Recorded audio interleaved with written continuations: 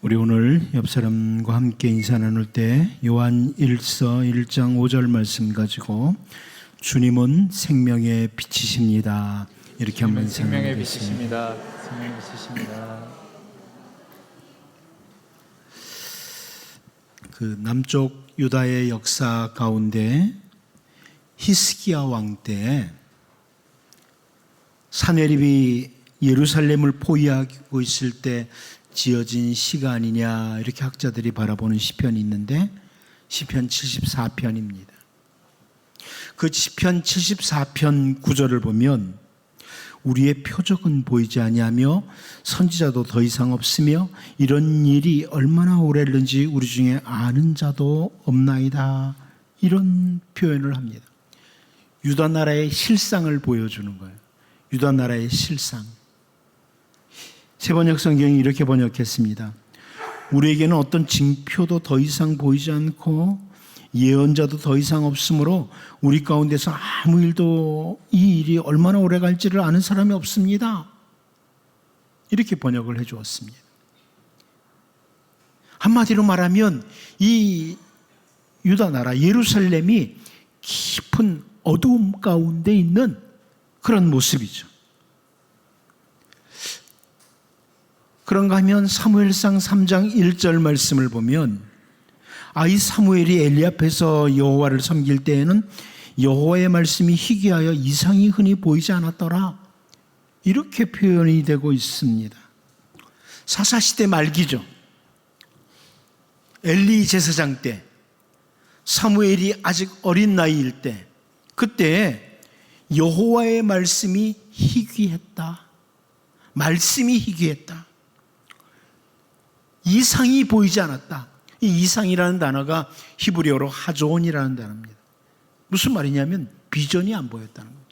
아무런 비전도 보이지 않았다. 어두움의 시대였습니다.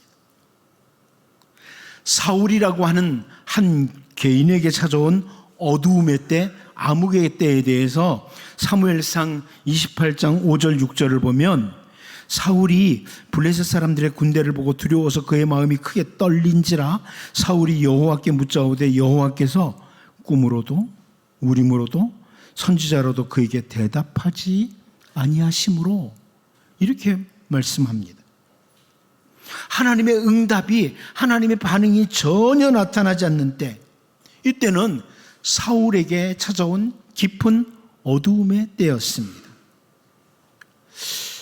우리가 잘 아는 대로 선지자 아모스는 계속해서 범죄하는 이스라엘 백성들을 향해서 우리가 익숙하게 알고 있는 표현이 있죠. 아모스 8장 11절 말씀을 통해서 주 여호와의 말씀이니라. 보라, 날이 이를지라 내가 기근을 땅에 보내리니 양식이 없어 주림이 아니며 물이 없어 가람이 아니요 여호와의 말씀을 듣지 못한 기갈이라, 이런 표현을 했습니다.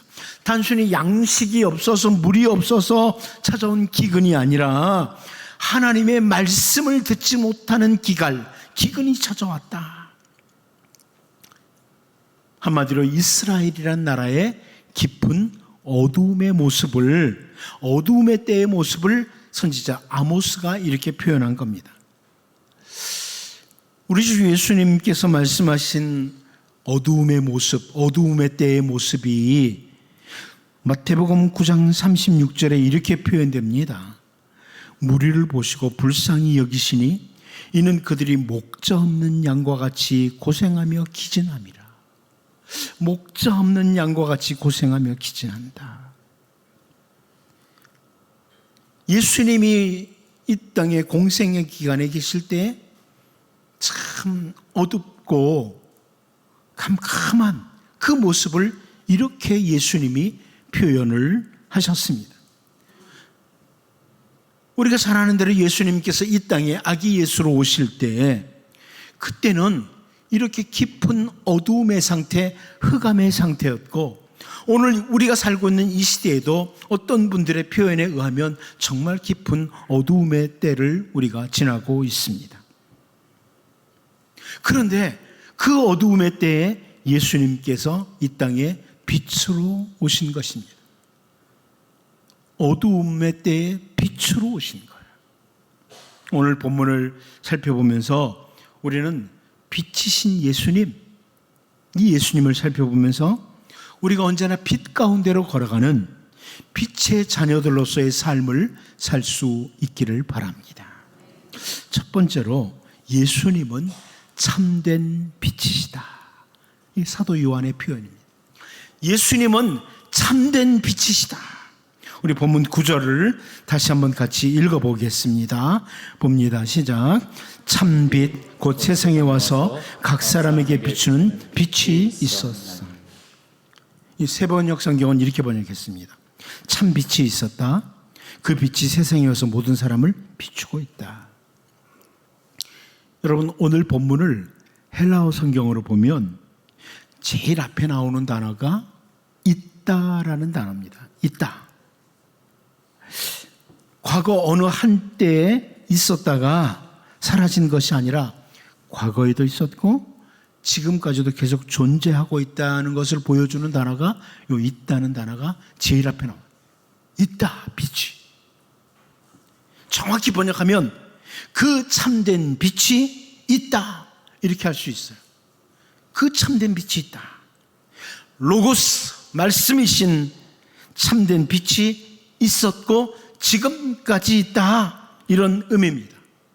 자, 그런데 사도 요한은 오늘 본문에서 참이라는 단어를 사용하고 있어요. 참이라는 단어. 참된. 알레디노스라는 단어인데요. 참된. 이 단어는 사도 요한이 참 애용하는 단어고요. 우리가 요한복음을 쭉 앞으로 읽어가다 보면 이 단어가 자주 등장해요. 참된. 알레디노스라는 이 단어가 자주 나오게 됩니다. 이 참이라는 단어, 참된이라는 이 단어는요, 첫 번째는 거짓에 대해서 참이라는 거예요. 거짓이 아니라 참, 이런 의미예요. 그러니까 온통 거짓으로 가득 찬 세상에서 예수님은 참된 빛이시다, 진실한 빛이시다, 이런 의미죠. 참된 빛. 온통 세상이 어둠이에요. 거짓이에요. 그런데 예수님은 참된 빛이다, 진실한 빛이다, 이런 의미입니다.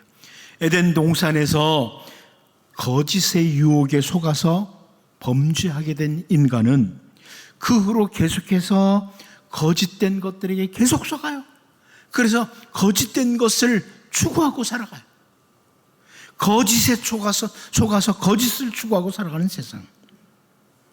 여러분, 약속의 땅을 앞에 두고 요단강 딱 이편 모압 평지에서 모세가 이스라엘 백성들에게 참된 신은 오직 하나님이시다, 이것을 선포하면서 오직 하나님만 섬기고 하나님만 사랑하라고 선포하는 말씀을 합니다. 그 가운데 한 예를 들어보면 신명기 6장 4절 5절인데요. 이스라엘아 들으라.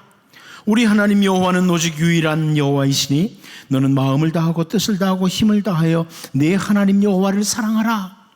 이렇게 표현을 합니다. 이스라엘아 들으라. 샤마 이스라엘. 이스라엘아 듣고 순종해라. 우리 하나님은 유일하신 하나님이시다, 이런 표현을 하는 거죠. 참된 신은 오직 유일하신 여호와 하나님이심을 약속의 땅을 앞에 둔 이스라엘 백성들에게 선포하는 겁니다. 그런데 우리가 너무나 잘 알다시피 이스라엘 백성들은 남과 북을 막론하고 훗날 아시리아 제국과 바빌로니아 제국에 의해서 멸망을 당할 때까지 계속 반복해서 거짓 것들에게 유혹이 되고 거짓 신들을 따르다가 결국 죄의 길로 달려가고 멸망을 당하고 맙니다. 거짓 것들 추구하다가. 선지자 이사야는 이사야 44장 15절을 통해서요, 이 나무는 사람이 땔감을 삼는 것이거늘 그가 그것을 가지고 자기 몸을 덮게도 하고 불을 피워 떡을 굽기도 하고 신상을 만들어 경배하며 우상을 만들고 그 앞에 엎드리기도 하는구나, 이런 표현을 합니다. 이 나무를 가지고 사람들이 그 땔감으로 자기 몸을 더 따뜻하게도 하고 그걸로 불을 피워가지고 떡을 구워 먹기도 하고 그러는데 그걸 가지고 신상을 만들었다. 나무를 가지고 신상을 만들어서 그 앞에 엎드려 경배하고 섬기더라. 이런 지적을 선지자 이사야가 하죠. 수많은 사람들이 거짓 것에 속아서 살아간다. 그런데 예수님은 그 거짓 것이 아니라 참된 참 빛이시다. 이런 말씀입니다. 구약시대뿐만 아니라 예수님께서 계속해서 하나님이 아닌 거짓 것들을 마치 신처럼 섬기는 인간들을 바라보면서 그 인간들의 어리석음을 바라보시면서 누가복음 16장 13절을 통해서 예수님께서 이렇게 말씀하세요. 집 하인이 두 주인을 섬길 수 없나니 혹 이를 미워하고 저를 사랑하거나 혹 이를 중히 여기고 저를 경히 여길 것임이니라. 너희는 하나님과 재물을 겸하여 섬길 수 없느니라. 하나님과 재물을. 여러분, 이 시대에 수많은 사람들이 재물을 신처럼 섬겨요. 재물을 신처럼 섬겨요. 그래서 이런 말씀을 하신 거예요. 거짓 것을 신처럼. 아무튼 하나님보다 거짓 것을 더 좋아하고 거짓 것들을 추구하며 살아가는 이 세상에 예수님은 참 빛, 참된 빛으로 오셨다. 요한이 먼저 선포하는 내용이에요. 두 번째로 이 참이라는 단어는 불완전에 대하여서 완전이라는 의미를 가진 이런 단어입니다. 알레디노스, 이 단어는 완전하다. 불완전한 것이 아니라 완전하다. 이런 의미를 담고 있는 단어가 참이라는 단어예요. 모세 혹은 다윗이나 엘리야나 에스라나 느헤미야와 같은 신실한 하나님의 종들이 있었습니다. 이 사람들은 정말 그 세상이 어두울 때에, 나라가 깊은 어두움 가운데 있을 때 빛으로서 사명을 수행을 했던 하나님의 귀중한 종들이었습니다. 그 어두움의 때에 모세는 빛처럼, 그 어두움의 때에 다윗은 빛처럼, 엘리야, 아합 왕 때 빛으로 사명을 다했던 이런 사람들이에요. 그런데 그들이 어두운 시대에 빛으로서 살아가고 아무리 그 시대에 경건함을 추구했어도 그 모든 사람들은 불완전한 존재, 연약한 인간에 불과했습니다. 모세가 아무리 잘 살았어도 연약한 인간이었어요. 다윗도 마찬가지. 그런데 예수님은 완전하신 빛이시다. 완전하신 빛이시다. 이것을 보여주는 단어가 참빛이라는 단어예요. 오늘 본문을 통해서 요한은 참빛, 이 참빛이 있었다, 참빛이 있다, 이렇게 표현하는 것, 거짓이 아닌, 온통 거짓으로 가득 찬 세상에서 거짓이 아닌 참된 빛, 불완전한 이 세상에서 불완전하지 않은 완전하신 참된 빛이신 주 예수 그리스도를 선포하는 겁니다. 예수님은 참된 빛이시다. 그 주님 바라보면서 우리가 늘 주님 안에서 빛 가운데로 살아가는 주님의 자녀들, 빛의 자녀들로 살아가는 우리 모두가 될 수 있기를 바랍니다. 두 번째로 예수님은 세상에 오신 빛이라고 설명합니다. 세상에 오신 빛이다. 우리 본문 9절을 다시 봅니다. 다시 보겠습니다. 시작. 참빛 곧 세상에 와서 각 사람에게 비추는 빛이 있었나니. 저 요한은 참빛, 참된 빛인데 세상에 오신 빛이다, 세상에 오신 참된 빛이다, 이런 설명을 해요. 참된 빛이신 예수님께서 세상에 오셨다. 그런데요, 여러분, 이 세상이라는 단어는 여러분 중에 잘 알겠지만 헬라어로는 코스모스라는 단어입니다. 코스모스. 우리가 꽃 중에 코스모스라는 꽃이 있죠. 우주를 담은 가을의 꽃이다 해서 코스모스라는 이름을 지었다, 이런 말도 있습니다. 근데 어쨌거나 이 코스모스라는 헬라어 단어는 세상을 가리켜요. 그런데 성경에서는 이 세상이라는 단어가 한 3가지로 사용되고 있습니다.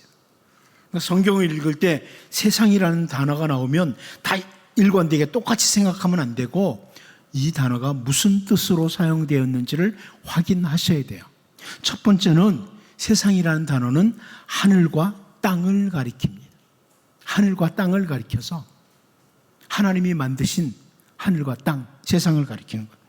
출애굽기 20장 11절을 보면 이는 엿새 동안에 나 여호와가 하늘과 땅과 바다와 그 가운데 모든 것을 만들고 7째 날에 쉬었음이라. 그러므로 나 여호와가 안식일을 복되게 하여 그날을 거룩하게 하였느니라. 이렇게 말씀하죠. 하나님이 만드신 세상, 하늘과 땅, 이걸 가리킬 때 코스모스라는 단어가 사용됩니다. 두 번째는 이 세상이라는 단어는 인간의 역사 현장을 가리킬 때 세상이라고 이 단어가 사용됩니다. 코스모스라는 단어예요. 그런데 성경에서 이 단어가 인간의 역사 현장을 가리킬 때가 있습니다. 로마서 1장 8절 말씀을 보면 먼저 내가 예수 그리스도로 말미암아 너희 모든 사람에 관하여 내 하나님께 감사함은 너희 믿음이 온 세상에 전파됨이로다, 이런 표현을 합니다. 인간의 역사 현장을 가리킬 때 바로 세상이라는 단어가 그대로 코스모스라는 단어가 사용되기도 합니다.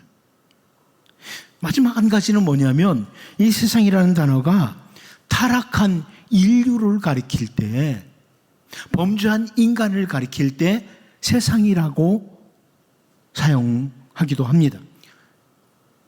요한복음 1장 29절 말씀을 보면 이튿날 요한이 예수께서 자기에게 나오심을 보고 이르되 보라, 세상 죄를 지고 가는 하나님의 어린 양이로다. 세상 죄를 지고 가는 하나님의 어린 양이로다. 예수님께서 세상 죄를 지고 가시는 하나님의 어린 양이다. 이것은 바로 세상은 타락한 세상, 범죄한 세상을 가리키는 겁니다. 죄와 사망이 아담으로 말미암아 세상에 들어오고 온 세상은 하나님의 심판 아래 있다. 바울 사도가 이렇게 선포합니다. 로마서 3장 19절을 보면 우리가 알거니와 무릇 율법이 말하는 바는 율법 아래 있는 자들에게 말하는 것이니 이는 모든 입을 막고 온 세상으로 하나님의 심판 아래 있게 하려 함이라.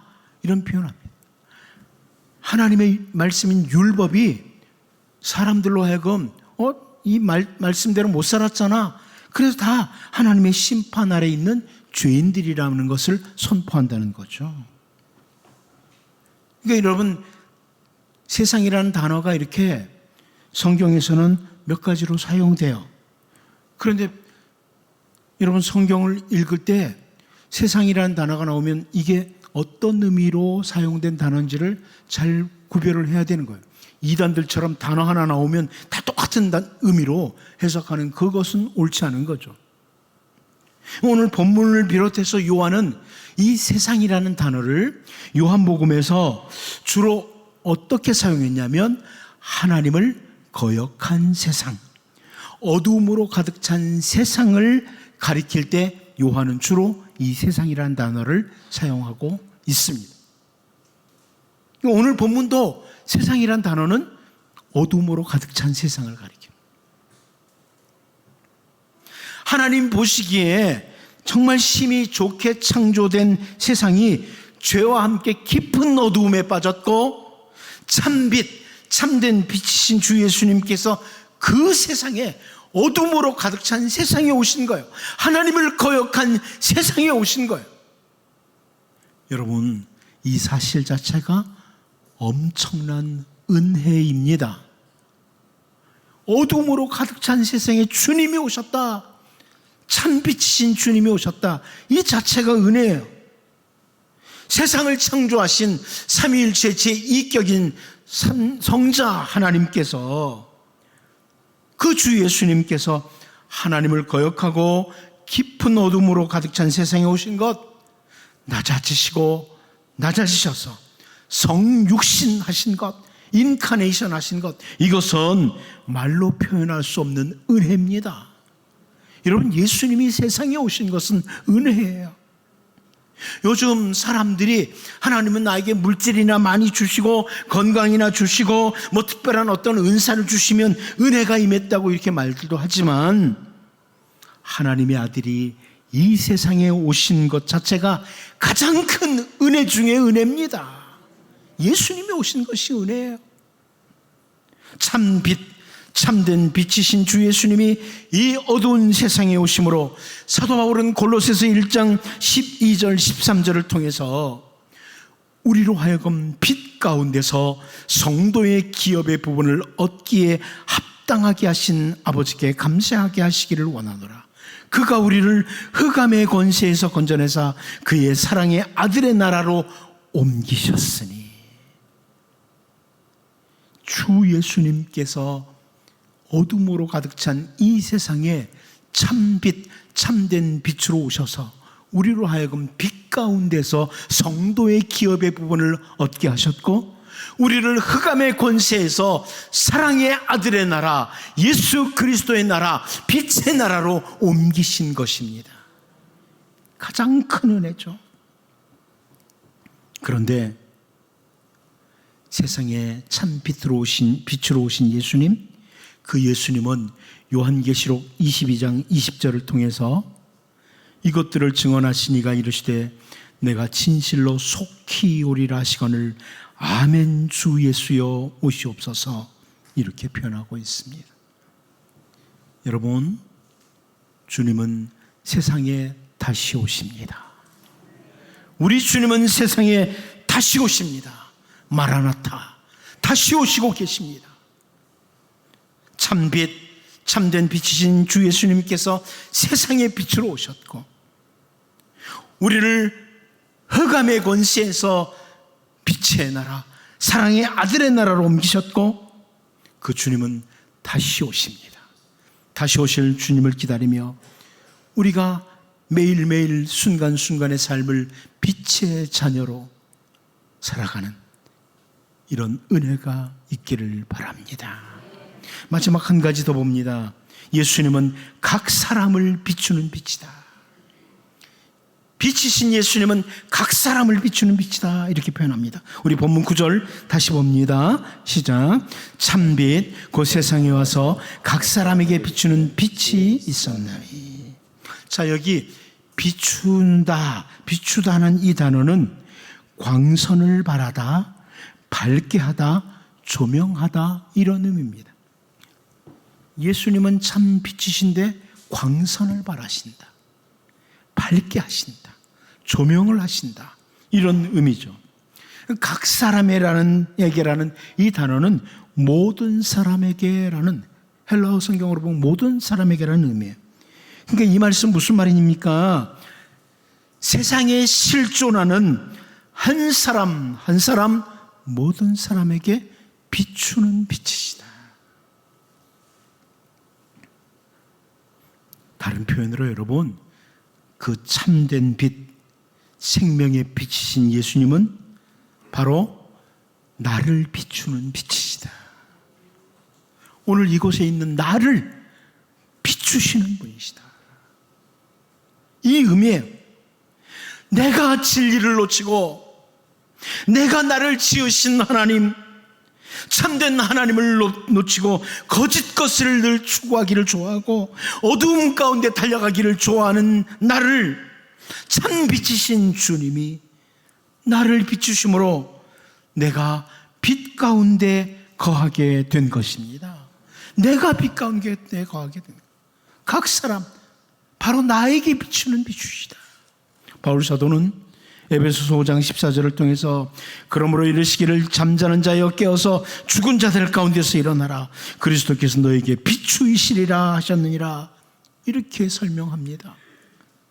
잠자는 자여 깨어서 죽은 자들 가운데서 일어나라, 그리스도께서 너에게 비추이시리라. 공동번역이 이렇게 번역해 줬어요. 빛을 받아 드러나면 빛의 세계에 속하게 됩니다. 잠에서 깨어나라. 죽음에서 일어나라. 그리스도께서 너에게 빛을 비추어 주시리라는 말씀이 이 뜻입니다. 바로 나를 위해서 참된 빛이신 주 예수님께서 빛을 비추어 주심으로 내가 바로 빛의 세계에 속한 자가 됐다. 은혜 중에 은혜죠. 우리 주 예수님이 나를 위해 빛을 비추어 주시기에 내가 바로 빛의 세계에 들어간 자, 주님이 말씀하시는 세상의 빛이 된 것입니다. 바울 사도는 에베소서 5장 8절 9절을 통해서요, 너희가 전에는 어두움이더니 이제는 주 안에서 빛이라. 빛의 자녀들처럼 행하라. 빛의 열매는 모든 착함과 의로움과 진실함에 있느니라. 이렇게 설명합니다. 전에는 어둠이었습니다. 주님이 나에게 비추어 주셨고 내가 이제는 주 안에서 빛이 되었습니다. 우리는 말라기 선지자를 통해서 선포된 말씀도 잘 알죠. 말라기 4장 2절 말씀을 보면 내 이름을 경외하는 너희에게는 공의로운 해가 떠올라서 치료하는 광선을 비추리니 너희가 나가서 외양간에서 나온 송아지같이 뛰리라. 예수님은 참된 빛이시고 바로 그 주님은 우리를 비추시는 치료하는 광선이시다.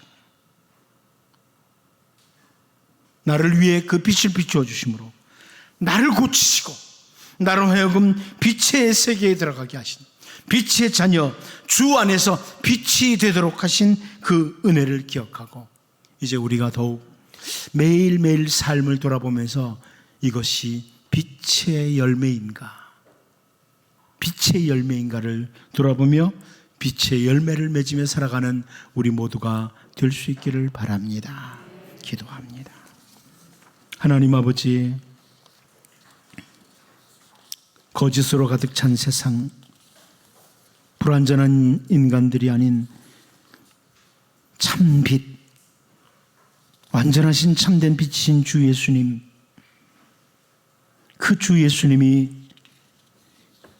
이 땅에 바로 나를 위해 오셨고 우리를 흑암의 권세에서 사랑의 나라로 옮기시기 위해서 우리에게 빛을 비추어 주시고